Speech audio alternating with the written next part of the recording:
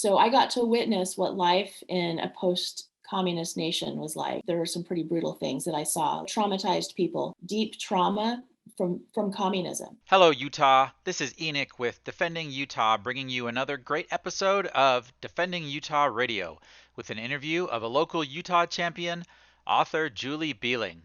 Julie is a Utah mom who has published a book about communism, coming from her real life experience in dealing with the culture of what happened behind the Iron Curtain in the Soviet Union.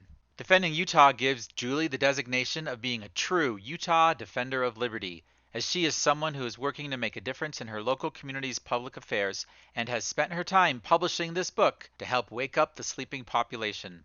Her book also has some great insight into not falling for the communist left-right tactics that have infected our culture, making us play right into the hands of the communist strategy.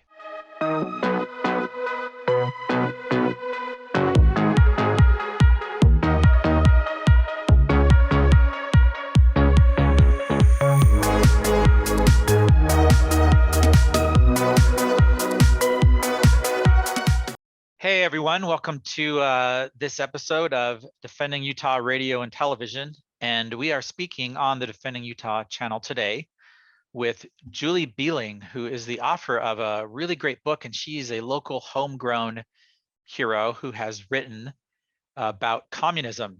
And she's doing her part to defend Utah and defend correct principles.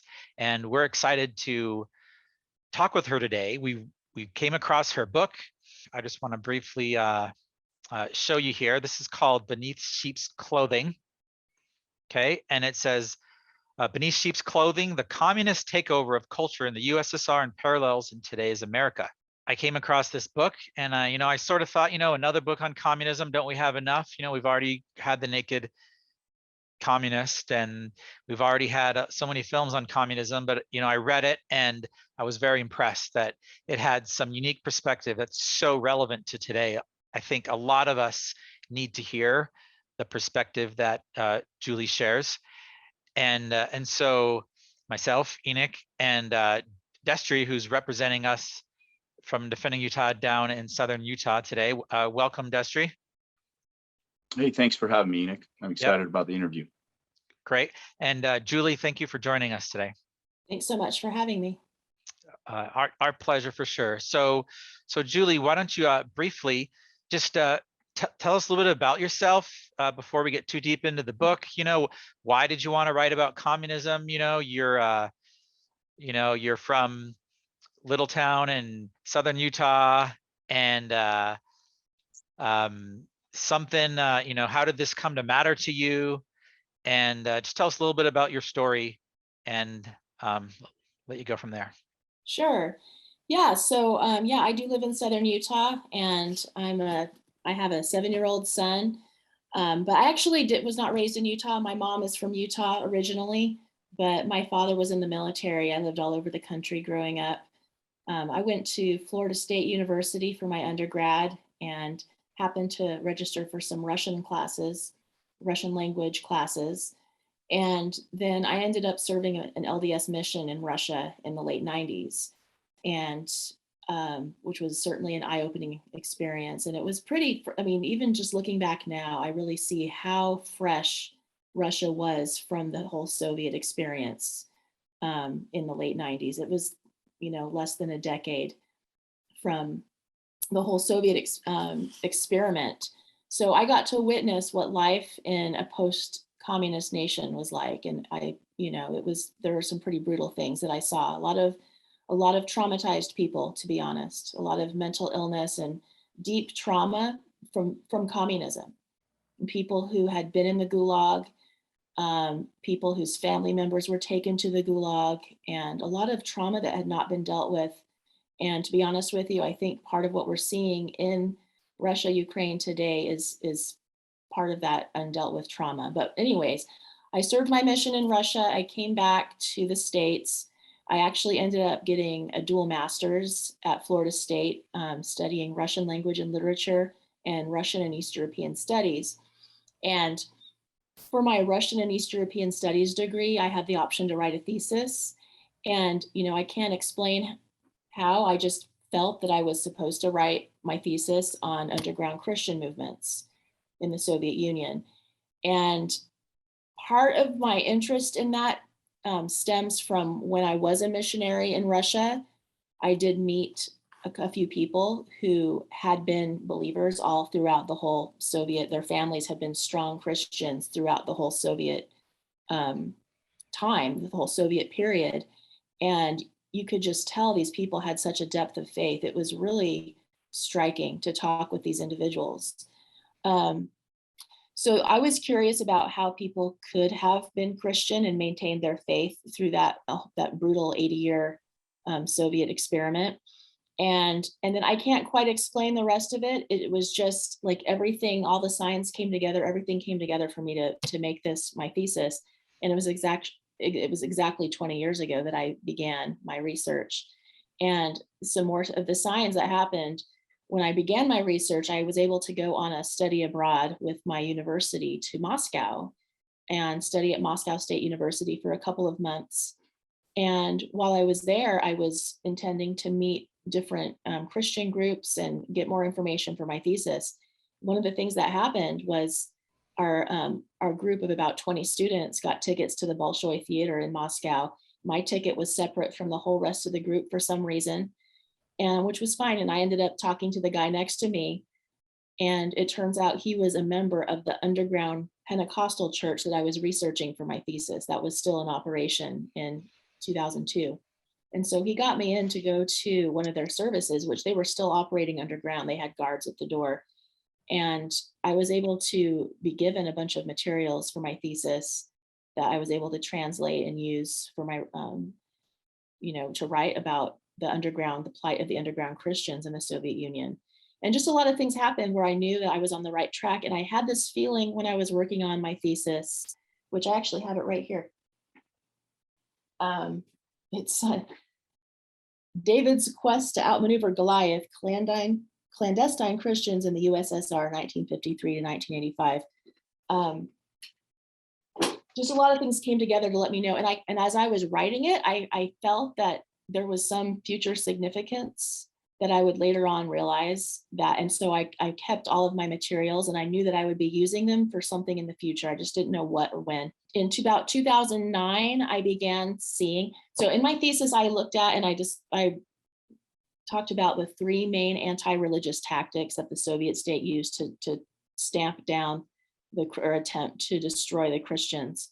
And I began seeing those three tactics taking place in America in about 2008, 2009. And I started looking further, and it just kept getting worse and worse, what I was seeing. That was one of the things that, was impressive in your book. You talked about how they went after fringe, what we would call fringe Christian groups, right? Yeah. And it's so easy for us to look at somebody else and say, oh, well, they're crazy, they probably did something bad, right? Like Waco, Texas, and David Koresh, and you kind of say, are they just different? Like, don't they deserve due process? That was definitely one of my favorite quotes from your book. In fact, I think where you wrote, in a constitutional republic like the United States, even the most eccentric of views must be tolerated. Nobody is supposed to face legal repercussions for being different. The criminality or legality of specific practices can be raised, but due process rather than hysterics should govern any actions against non-mainstream religious organizations. And I think that's so true. The court of public opinion is sometimes used for the media to crucify someone. And if we are principled, if we believe in the Constitution, then principles have to apply equally to everybody. The principle of due process. Before something happens to you, like you go to jail, you lose your children, your property is taken, a tank rolls up to your church, right? Before this, what are you accused of? What is the crime? And how do you know you did it? And what is the evidence? So quickly, the media just, even if it's in our minds, even if we say we believe in due process, we watch one thing or we read one article on, our favorite news site, and then we're like, oh yeah, those guys, that's how they are. Yep. So I appreciated you really getting into that. Yeah, in my book, I do have a chapter on the persecution of the fringe Christian groups in the Soviet Union, who, by the way, were Baptists, Pentecostals, Seventh-day Adventists, Jehovah's Witnesses, that were operating in an illegal manner that the Soviets did not appreciate. And they were literally considered, they had a lower status in their society than rapists and murderers. They were considered the absolute scum of the earth in the Soviet Union. And they were constantly maligned. There were documentaries, films that would come out against them, making them, as if they were just the most evil people on the face of the earth. Because in truth, Christianity is the main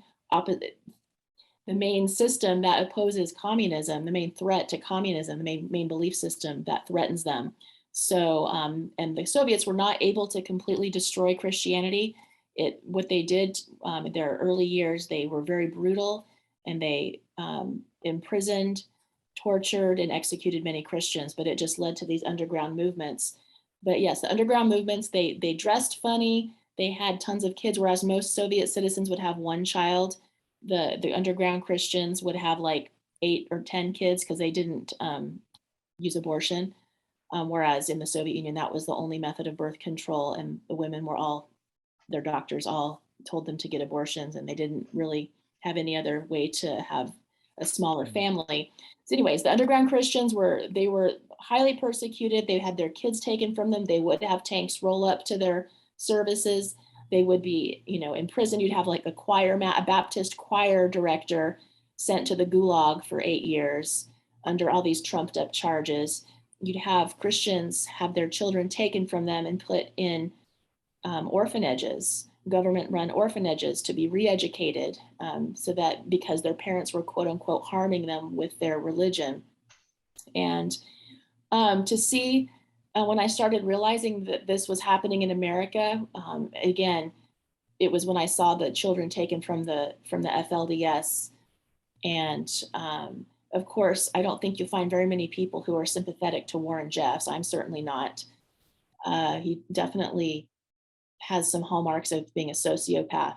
But in terms of going into an organization, first of all, if you read my book, and anyone who followed this at the time, the whole reason the government rolled in with their tanks and their snipers, it was a false abuse tip. It wasn't even a real tip from a woman who was a faker, saying that she was an abused plural wife of some man.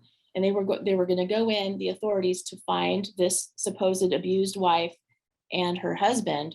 Well, what they ended up doing was searching and seizing materials from all the members of the FLDS that were present, and then round up all the children to be taken and put in state custody. Again, no due process whatsoever. The search warrant to search and grab all those materials, like photo albums and diaries and personal materials, it was retroactively given. They didn't have it at the time that it was taken, that they seized those materials. And sorry, I don't care how evil Warren Jeffs is. I don't care how evil the FLDS are or aren't. That's not how we're supposed to operate in our country. And we can't let this happen again to any group. And that's where you have to apply principles evenly. And the right we don't allow somebody that we disagree with to have, if we don't allow them to have this right, that will one day come back and affect us. And so we absolutely have to defend rights equally for everyone.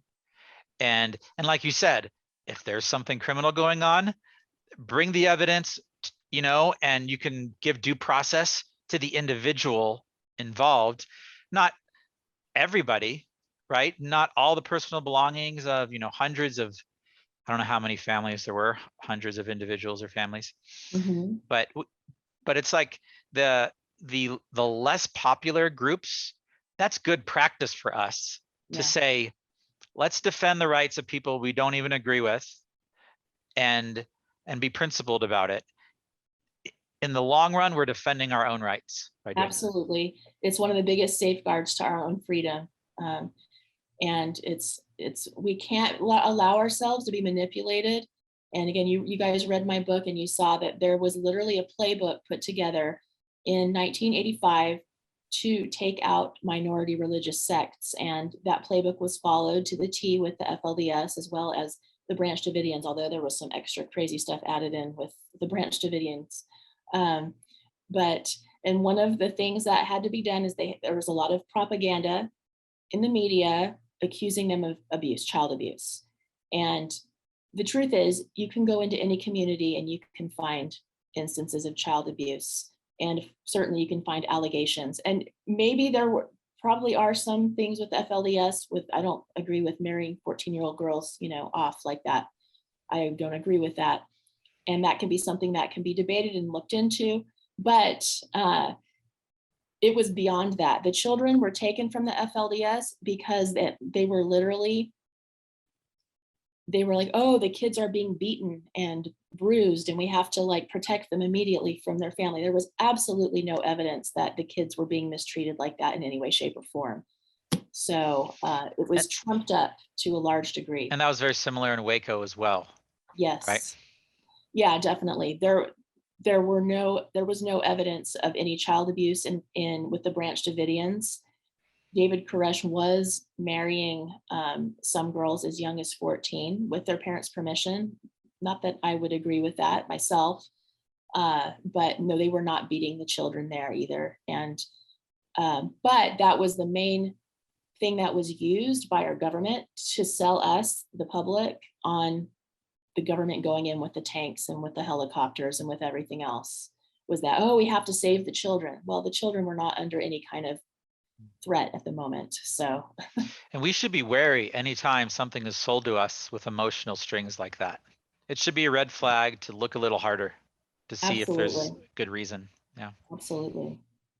So yeah, the whole first part of my book, again, beneath sheep's clothing, I go through the three main tactics the government did. We just talked about the persecution of the religious fringes.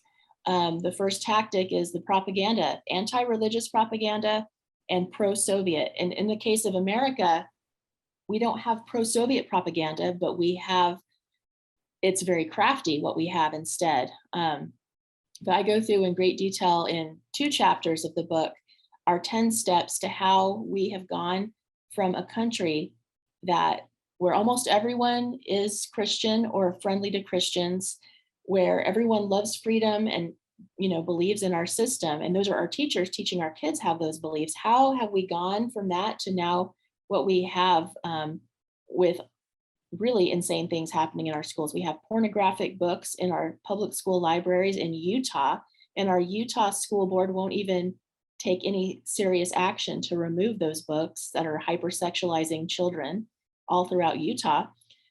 We have our children being trained to become Marxist revolutionaries. And to, for someone listening, that might sound really extreme. I probably don't have time to persuade and to give all the evidence on that right now. it's in the book.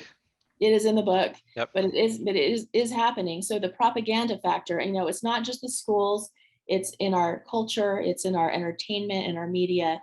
And, it's not accidental. The moral decline, which obviously began, decades and decades ago, that was by design. That was literally by design by Marxists, that America's moral fiber had to be torn away and shredded in order for America to become subverted to communism. Then the third tactic that I go into at length in the book is infiltration of the mainstream churches, literal communist infiltration of the mainstream churches. In the Soviet Union, it was the KGB that infiltrated all of it. So in the Soviet Union, they did have freedom of religion in their constitution, and there were churches that were allowed to operate legally, but they had all these rules and regulations, and then they were all heavily infiltrated with KGB agents. They had their doctrines watered down.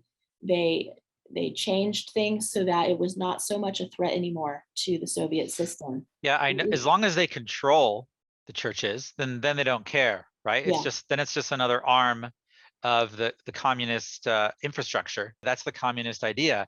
Is sure, we're going to be the leader. In fact, the John Birch Society had a phrase they would say as they studied communism, and they said that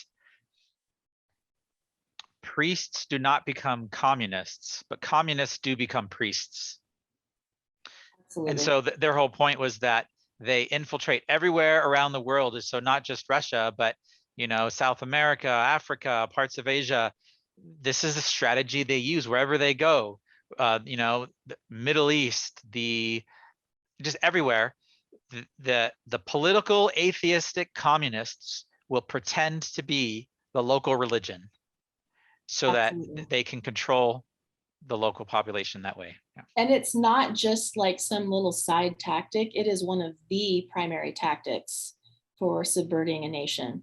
You look at South America, you look at Latin America and all the different communist, revolutions. I haven't studied Latin America like a historian has. I've, looked at it somewhat. We have Cuba, we had Nicaragua, we have Colombia, and all these different things with liberation theology.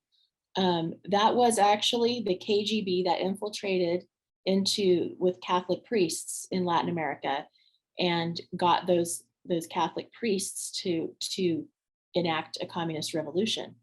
And anytime you have a society where there's a lot of aggrieved people, and I think it's legitimate, like the peasants in Latin America were treated awfully. And they were completely trampled down, and there was the elite that was lording over them. So there was a lot of grievance there. Anytime you have a lot of large mass of underprivileged with a lot of grievance, the Marxist playbook, that is like their ideal group of people to take hold of and control. It's interesting how you point out the grievance is required in Yeah. order for the people to go along with it. When they tried that initially in the United States, class warfare didn't work so well because the Right. grievances weren't so hard. Most people were they're fine. They didn't have deep grievances and hatred for any system they were a part of. I'm sure there were issues, but it wasn't deep rooted and it wasn't a major problem like it was so easy to catch on in other countries. So they had to switch to this cultural Marxism. Absolutely. Yeah, the cultural Marxists. So James Lindsay, if you haven't listened to his stuff, I mean, has brought so much to the surface regarding the communist agenda. But he talks about the cultural Marxists, and this was in like the 20s and in Europe or so. And they were like, dang it, the West is not embracing communism. How can we change this? Okay, we have to tear down their hegemonic powers, their moral hegemony. We have to tear down their faith. We have to tear down their morals. We have to infiltrate the churches. We have to infiltrate education, the legal system, and all these things. And then we have the neo-Marxists who come in, and it starts morphing into identity Marxism, where, okay, the grievances that will get people to harp on are race. We'll do the Black versus white. We'll do the LGBTQ versus everyone else. And obviously they're being very successful, or maybe it's not obvious to some people, but this identity Marxism has been enormously successful in America. And they play on the compassion that mainstream Americans have for people who have legitimately been oppressed. They're obviously African Americans. There's a history of oppression in America, no doubt about it. And there are other groups. Yeah, there are people that have been treated improperly. And so our compassion is then weaponized against us to become allies in this social justice thing. But it's a dead ringer. Anytime where grievance is the main unifying force that's being poked at and used, then you know that, or it should be a red flag at least, that this might be a Marxist part of the Marxist agenda, because that is their main hallmark, is the grievance. Why don't you talk about that? So you're kind of discussing the division a little bit and the other, right? So what do we watch out for? You have a whole chapter where you talk about resisting the other, or otherism, otherize. That's the word you used. Otherize, yeah. Right? To otherize. Talk about that a little bit. Oh, okay. Well, I mean, this is something that I think as humans, it's very easy for us to be very tribal and to view people outside of our little group as the other. And obviously tyrants have, used that to their advantage, including Hitler, of course. And in the Soviet Union, the whole communist vision is this socialist paradise where everyone, is abundant, everyone is joyful, no one does without, and everything just kind of, they live together in this happy little socialist paradise. But the truth is, in a communist society, is that Christians have been very much the brunt of this otherizing. Any dissidents, anyone who doesn't go along with the communist vision, the propaganda. I mean, you just look through communist propaganda posters and you'll see otherizing of anyone who doesn't go along that line, Christians being foremost. How does that happen here in America? Well, we already talked about the persecuted religious fringes, how very successfully the Branch Davidians and the FLES, for instance, for anyone who was watching those things take place in the news at the time, how, I have a picture in my book of David Koresh on the cover of Time magazine, for instance, at the time during that Waco siege in 1993, I think. And it shows this picture of him with these flames behind him, and it just makes him look like he's like the epitome of evil, like the devil incarnate.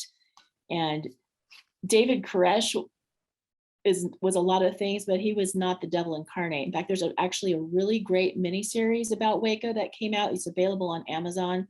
It came out more recently, and I watched it and I was amazed because it really followed from all of my research I had done on the Branch Davidians. It really gives a really fair portrayal of good and bad. But in any case, we should always, anytime we see a group or a person being maligned like they're evil incarnate, we'll just take Putin, for example. Let's just look at Putin, who's now, he's like the world's boogeyman, and what our media is constantly harping on how evil Putin is.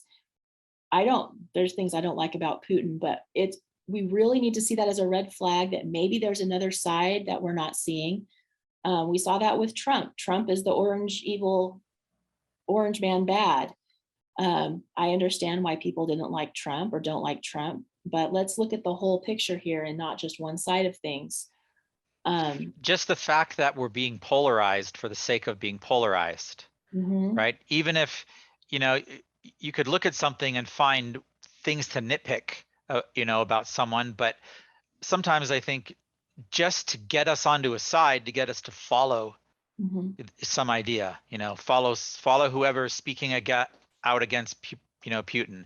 And then it's like everyone who speaks out against Putin, now everyone's on the bandwagon. And then you can mix any messages you want with that because you're like, oh, that's the side I'm on now. Right. Yeah, we have to really resist this being on sides. And, I really dislike a lot of things I see going on in the progressive part of America. I dislike those agendas very much, but I don't want to demonize people that I know that maybe fall into that category, people who are woke. I have a lot of friends of all across the political spectrum, and we really have to resist letting, whether it's for people on the right looking at people on the left, or people on the left looking at the right, the ultra MAGA or the whatever. We can't allow ourselves to fall for these stereotypes. And even though we might completely disagree with the philosophy of one of the sides, we need to resist falling for this division, because this is, it's divide and control. Yeah, and I think the political left right is the most obvious and glaring example, right, of this kind of division, and kind of getting away from the churches just in that political mindset. And they're able to plant, well, you're on this side, so here's the things you should think, and so forth. When in reality, if you look at anyone that might say, oh, I guess I'm on the left, you might find when you talk to them about every issue, they might agree with you on 90% of the things that matter to you. And then, and maybe on the other 10%, if you talked about it, you might even agree on most of those things, right? It's just, it's the polarization and then labeling us. It's like we've already decided before we even talk to any of our neighbors, right, if they can be our friend or if we can work with them on anything. And that keeping us divided keeps us unable to work together against the real threat. Absolutely, which is the whole point, as you know. Just one little example of this otherizing and how it's impacted me on some occasions. I actually had an old friend from college So back when January 6th happened, my personal political views are more towards the right side of things, although I do see a lot of commonalities with some of my friends on the left as well. But I was posting something about, and I have some friends that were at the January 6th who were very, very peacefully involved with that and not part of the Capitol breach at all. And I posted that I was supporting my friends who were there. And then a friend of mine from college, she's like, Julie, I can't believe, why would you say that? Are you going to come in my house and kill me? And I'm like, Wow. what are you talking about? Like, first of Yeah. all, like, so she got some media stereotype of the ultra MAGA, which I wouldn't even say that I am, and projected it onto someone who she actually knew. I mean, we were friends back in college, Right. and that's happened on a couple of other occasions as well. So that is really disturbing. I've never ever shared anything on social media that would lead anyone to believe that I was a violent person, and I certainly, anyways. So, but then we can fall prey to that. We have to be careful not to be too, like when we talk about the woke, like I don't like the term woke tard. Like that's not helpful if we're trying to like reach across the aisle and make connections with people. We don't want to insult them. And for those watching, that may have strong opinions about that, right? I think there's a difference between our neighbors reaching across the aisle, so to speak, to our neighbors versus politically, where in politics we see games, right? Yeah. They tell us to compromise, and what they're really doing is they're trying to get us to compromise our principles so that they can do bad things. Yeah. So politicians is a different story than our friends and our neighbors and other activists. These are just people, our neighbors that have families and they have kids and they want to, protect their homes like we do. And you can find common ground with people in our communities. That doesn't mean you're now a Democrat or the other way around, right? If you are, so you have to separate the political from then the fact that the citizens are getting played by the game. Absolutely. Yeah. One of the things that I feel that has helped me so much to understand and to spot propaganda again is that I studied Soviet propaganda, and I do have a chapter on it that goes through mostly anti-Christian propaganda.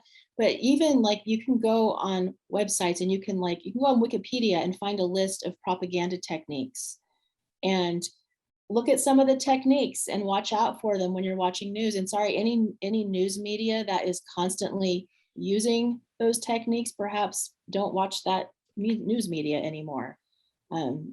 So we really have to be careful to spot the propaganda, to spot the otherizing, and to not fall for that. And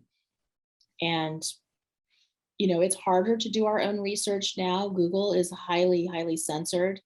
I noticed as I was working on my book from when I wrote most of it in 2010, 2011 to finishing it up in 2021, 2022, it was harder to find some of the information. It was like buried. Google had buried it, or in some cases it was gone. It is harder for people to find, I think, legitimate information, but it's really crucial, I think, for us to understand the communist playbook, understand how propaganda works, and to not fall for that. Okay, thank you. Hey, Julie, on Yeah. that, in your book, you talk a lot about Yuri Bezmenov. Yes. You talk about the 4 different stages. I thought that was very interesting. I mean, I've watched that video on the internet, and you kind of dissect it in your book that I feel like that is very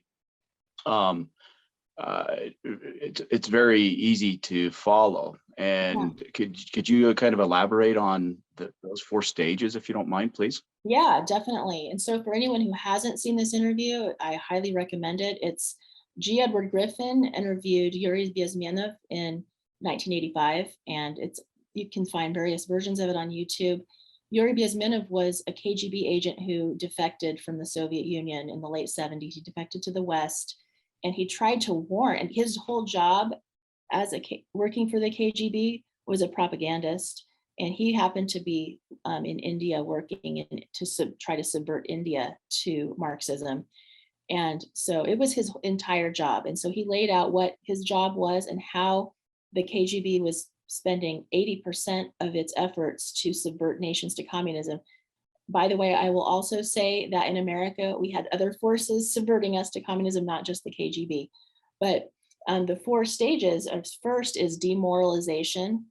And this is where it takes 15 to 20 years on average to train up a new generation in any country, to train them to accept communism, to embrace it, to see it as good.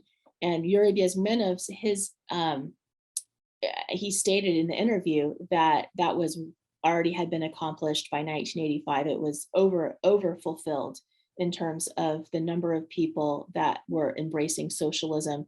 Just to clarify, sometimes it can be confusing, intermixing talking about socialism and communism.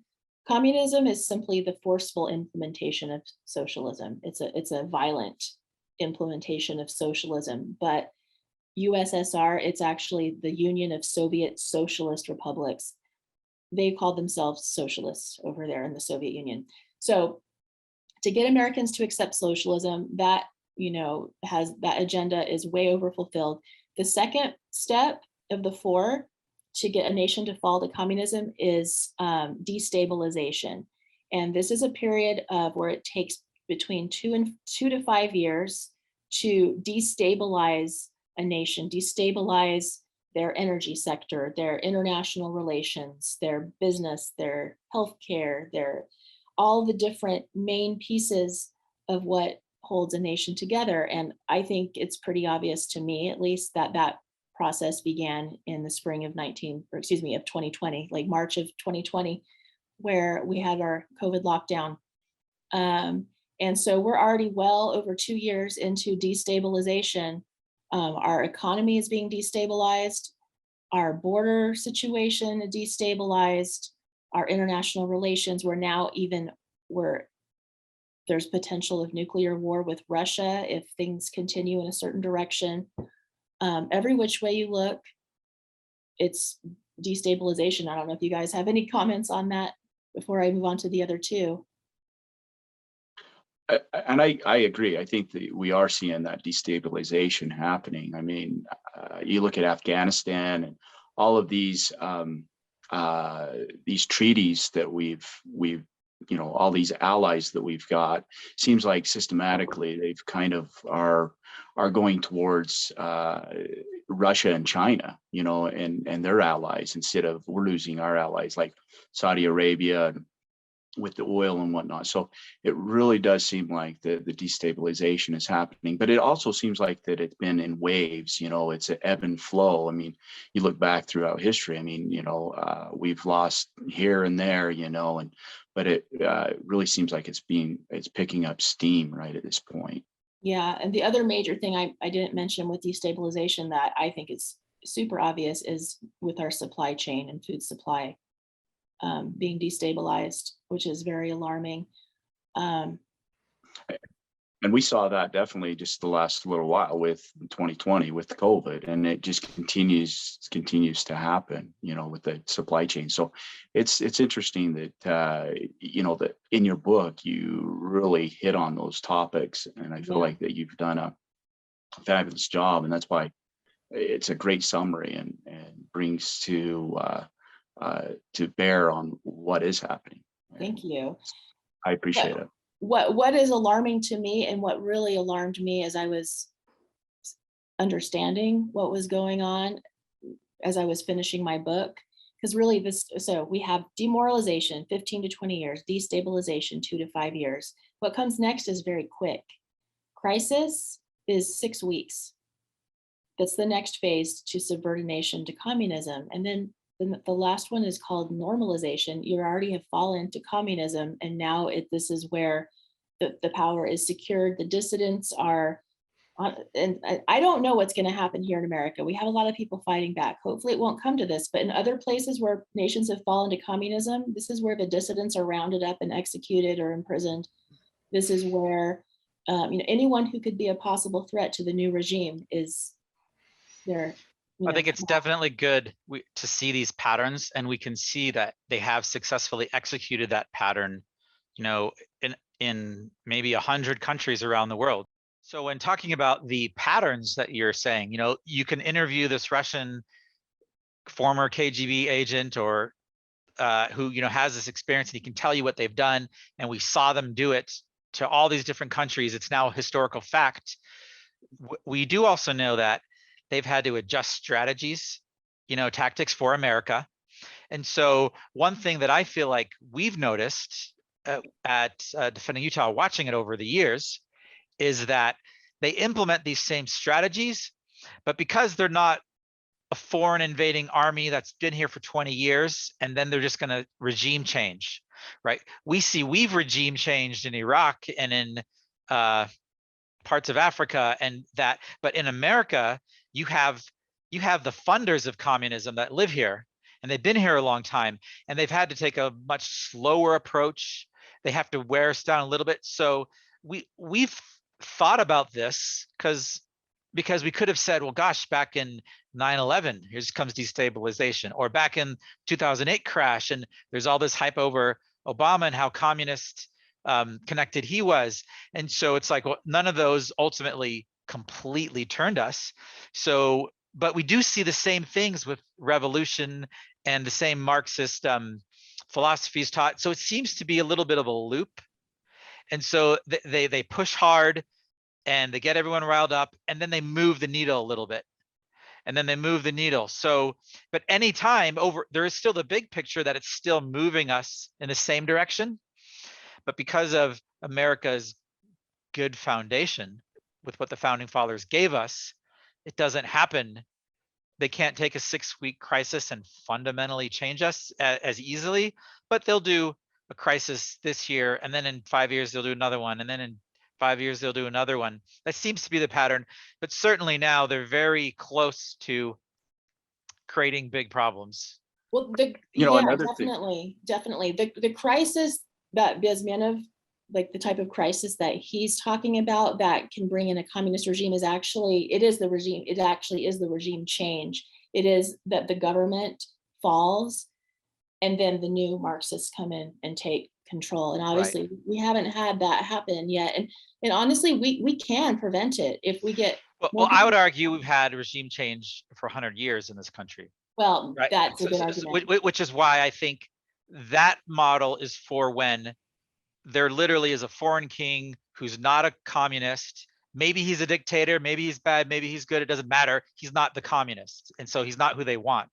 So they flip, where in our case, our presidents for 100 years have been part of the working with the communists. And so it seems to be a slightly different game, but it's interesting to observe and try to understand. Certainly all these principles still apply either way. Yeah, just out of curiosity, what is your opinion on Trump in terms of communist agendas? Well, I think during his campaign, Trump talked a lot about who his friends were, and he mentioned the Council on Foreign Relations and that those were his best people. So I thought that was a very strong red flag. I felt like a lot of things he's done, like giving us red flag laws. He's famous for take the guns first, due process later. Allow due process so that no one's rights are trampled, but the ability to go to court, obtain an order, and then collect not only the firearms, but any weapons in the possession or of that might individual. take the firearms first and then go to court, because that's another system, because a lot of times by the time you go to court, it takes so long to go to court to get the due process procedures. I like taking the guns early, like in this crazy man's case that just took place in Florida. He had a lot of firearms. They saw everything. To go to court would have taken a long time. So you could do exactly what you're saying, but take the guns first, go through due process second. He campaigned a lot on getting us out of NAFTA, which would be a good thing. We don't want to be part of this globalist network. We should, not deal with these international trade agreements that are fundamentally communist at their root. And so the rhetoric, you can agree with a lot of his rhetoric, But what happened was he said, well, we just got a bad deal in NAFTA. And so in the end, he actually ended up strengthening NAFTA, which I felt like was opposite for his promise. So in that case, he helped the globalists by strengthening NAFTA. He called it, now we're going to get a better deal. And there was an interview we did with Dr. Scott Bradley at the time. So if you guys remember when he first came into office, he actually did a good thing by destroying one trade agreement, the Trans-Pacific Partnership, and that was good. But then later on, when we had the new NAFTA agreement, the name is eluding me. It had a new acronym, and when we talked with Dr. Bradley about that, and we looked over the information, he actually took the worst parts of the TPP and they were put into this new agreement. So it was almost like this careful, hey, I'm going to get you out of this globalist deal. And then later he put it back in saying, hey, I got us a better deal on NAFTA. So I do have some very strong criticisms that I feel like he didn't live up to his rhetoric, and he actually helped the globalist conspiracy in that case. And I certainly think the red flag law was a really big problem. Take due process. We were just talking about due process earlier. Due process is so important. So that's another discussion.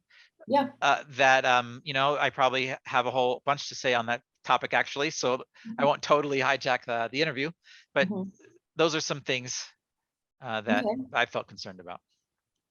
I feel, and so when we're thinking about how to proceed forward and how to save freedom and maintain freedom in America, I like the whole idea of like a risk analysis where no one knows what the future holds exactly, and so but we can look and what are the risks if we don't take action in any specific area, or what's the benefits if we take. And for me, I feel like a risk analysis of where we're at is we ought to act as if we're hanging by the absolute end thread, and try to spark a mass awakening even more than already is happening, and to get this all under control so that there is no chance that we have this agenda taking hold. That's kind of sure. I think it's true that we are hanging by that proverbial thread, right? That we've heard about so much, especially here in Utah, or it's been cut. You can argue that it's been cut and that the Constitution no longer functions. Depends who you talk about and what you look at. So I definitely agree that there is an urgency that we need to care. We need to start caring today if we don't already care. Then I think there's also something to be slightly cautious about, that in some ways they're hoping to make us act irrationally and emotionally based on our favorite side they push us to. So we have to find the healthiest balance of educating ourselves on the principles we need to stand on, as well as not wasting time and not thinking that also not thinking all is lost, right? Run to the wilderness, head for the hills, and just let it all come down, and we'll just rebuild later. We can understand correct principles today, and we can start building something good today. Yeah, for sure. And and I do talk about this, and we talked about wanting to bring this up in the interview, that there's two areas where I feel like the average everyday person really can make a difference, and that is with our churches and our schools. I feel like I have very minimal control over what happens in Washington, D.C. I feel like I don't have any connections with the military. I mean, my dad served in the military, but I don't have any power there. I don't have any power with Hollywood and what kind of material they put out. But many of everyday average people have some connection to our schools. We have children in the schools. And then many people belong to a church. And I'm not with you, this is defending Utah. I'm just talking broadly. I'm not pinpointing any one specific church here. But what we get to do is we get to expose the agendas. We get to understand what those agendas are happening in our schools and our churches, expose them.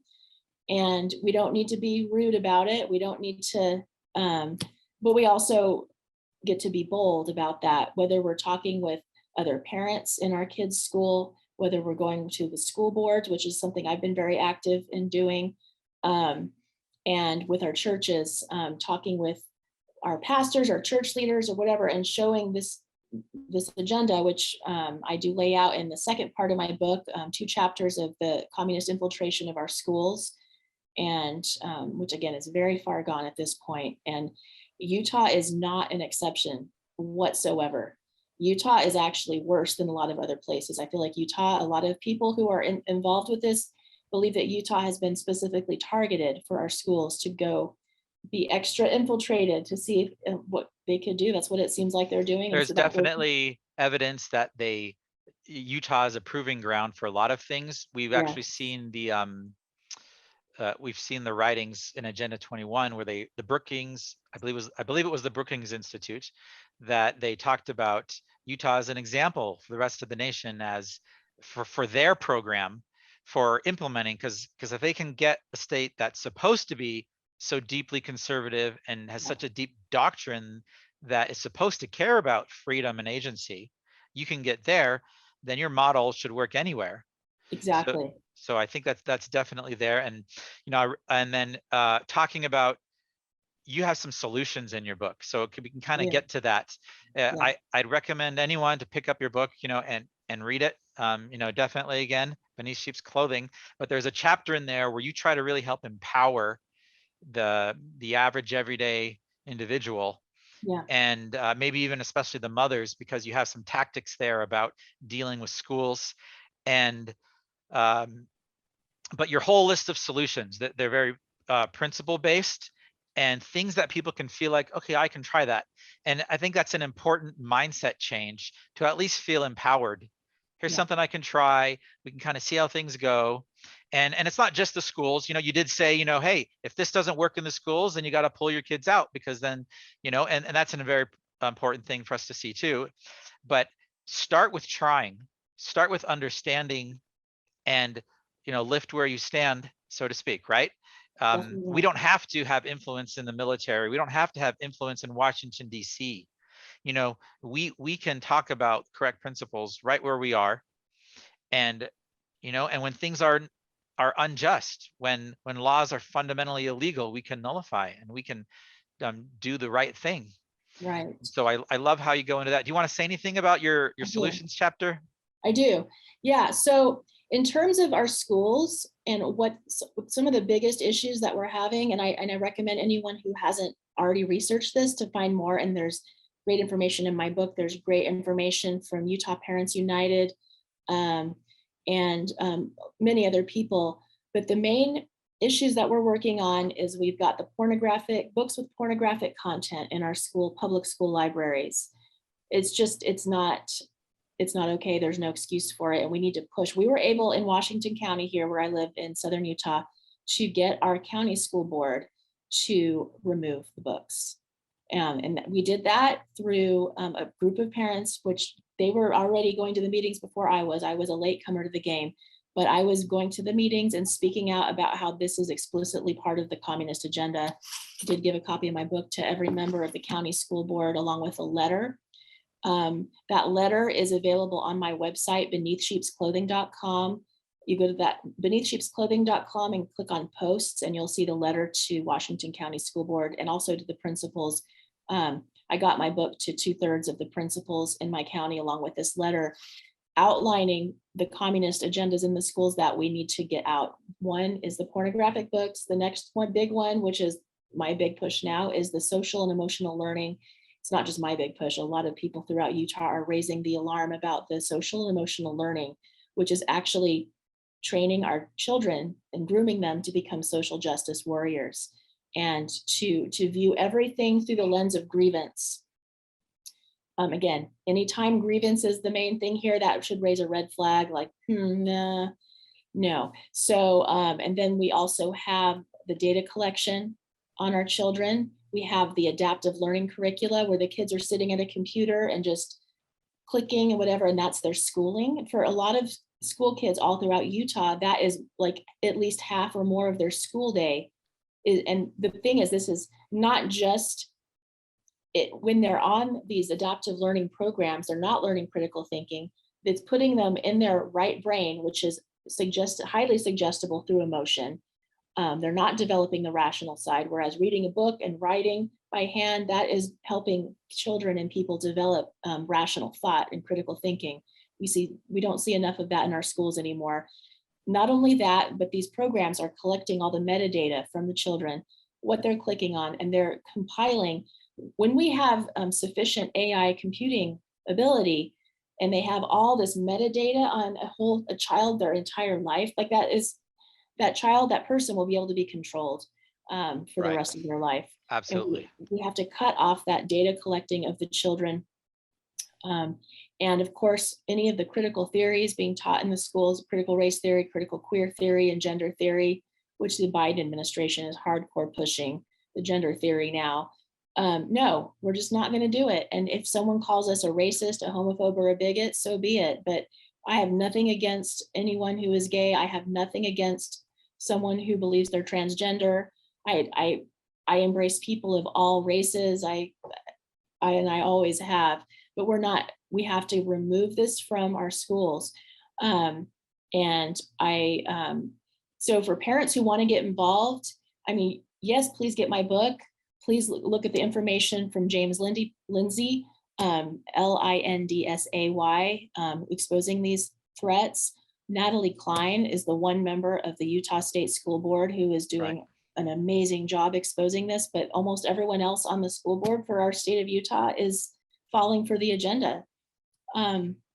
Utah Parents United, again, are doing some great things, but educate ourselves. Then we need to get this information, whether it's my book or whether you Xerox, people can Xerox. I don't care if you Xerox chapters of my book to give to your child's principal at school, along with, you can copy the letter that I wrote or make your own letter, asking your principal to look into this, asking your county school board to look into this.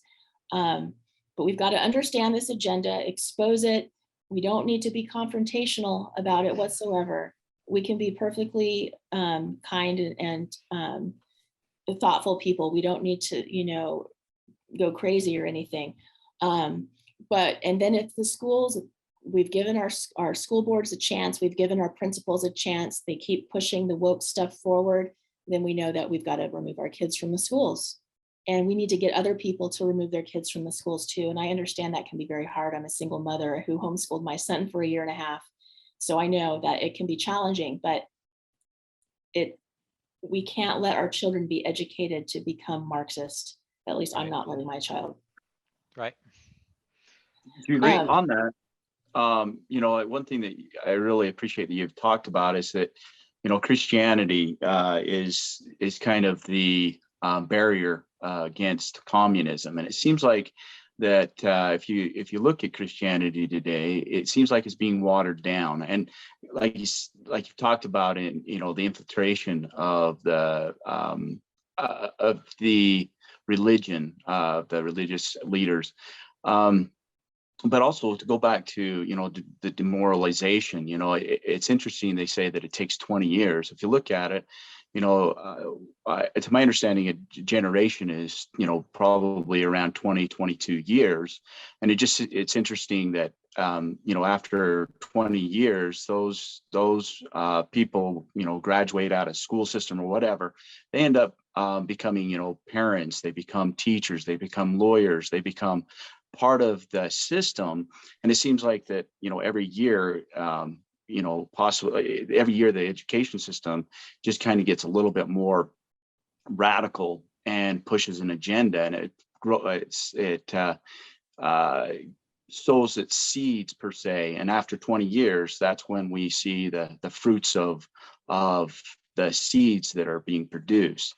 And so again, is there an answer is there answers for that? I mean, I think that what you've basically said is the education of our youth is the key to being able to overcome the communist agenda that's happening. Well, we also have to curate what content we allow our children to, like what media and entertainment we allow them to participate in, because a lot of the movies and a lot of the things culturally are also reinforcing a lot of these social justice and woke and critical queer theory and critical race theory ideas. So we also have to be very careful with the media. And then we have the churches. And again, I mentioned how it was the KGB that had infiltrated the church in the Soviet Union. In America, it was certain, like Rockefeller Foundation, literally funding avowed communists to go into the seminaries and where the other priests and pastors were learning and teaching them and watering down what the gospel of Jesus Christ is, which if you look across the board at Christianity, the gospel of Jesus Christ is that Jesus is the Son of God who died for our sins and was resurrected. That's the kernel of Christianity. So the churches, with these infiltrated communists in these seminaries, they were actually causing them to go away from that kernel of the gospel of Jesus Christ and having them teach a social gospel, which is really, really crafty, because part of Christianity is to serve our neighbor and to Right. help the downtrodden. But to have them replace just, okay, we're going to just go for the downtrodden. We're not going to worry about people getting to know God and having salvation. And we're going to kind of leave that in the dust and just focus on this, which now we're going to make it social justice. Oh, and now we're going to introduce Black liberation theology, and we're going to focus on a grievance, a form of Christianity that uses grievance as its main message, which is what Black liberation theology does. And it starts to go really off course with that. Thank you, Julie. I guess we'll kind of wrap up, but are there any final thoughts you have as far as where you want people to go read next? You mentioned your website. Are there any action items or invitations you'd like to offer to the listeners? And anyway, if you want people to contact you, how could they reach you? Sure. So go to my website, beneathsheepsclothing.com. And you can it says get a free chapter of my book. It's actually the first 2.5 chapters that you can download for free, which is dealing with the Soviet propaganda and the persecution of the Christians in the Soviet Union. And you can also get my book there at beneathsheepsclothing.com. And I have a few autographed copies left of my book, or it's also available on Amazon. I don't have a social media showing yet for promoting my book. I'm on Facebook, but people can also email me at beneathsheepsclothing@gmail.com. I just highly recommend that wherever your listeners, I'm assuming that some of your listeners are very well versed in communism and the agendas at hand. And I'm just very grateful for you guys, and for everyone who has been educating themselves. And I hope that I was able to add to the conversation. And for anyone listening who maybe this sounds kind of overwhelming and it's kind of new, I just highly recommend keep going, keep learning. And if enough of us take action, and one more action point in terms of churches, there are some churches that are part of the National Council of Churches that have been almost fully infiltrated from the top down for decades. And whether we're in a church like that, or we don't think our church is infiltrated with communism, or whatever the case may be, we need to make sure that our church leaders understand the communist agenda, and that they remove any little elements or big elements from their church out of, so that they're not propagating that to their flock. And for churches that insist on, well, they're going to continue with social justice wokeism and not teaching the actual gospel, then people need to go ahead and leave those churches and find a church that does teach an actual gospel of Jesus Christ. And for us to save faith in our country, that's what we need to do. Okay, thank you very much. We appreciate you being on. Julie Beeling, author of Beneath Sheep's Clothing. And hopefully we'll get a chance to talk to you again some other time. Thank you so much. I appreciate it. It was nice to talk with you guys. Thanks, Julie. I appreciate it.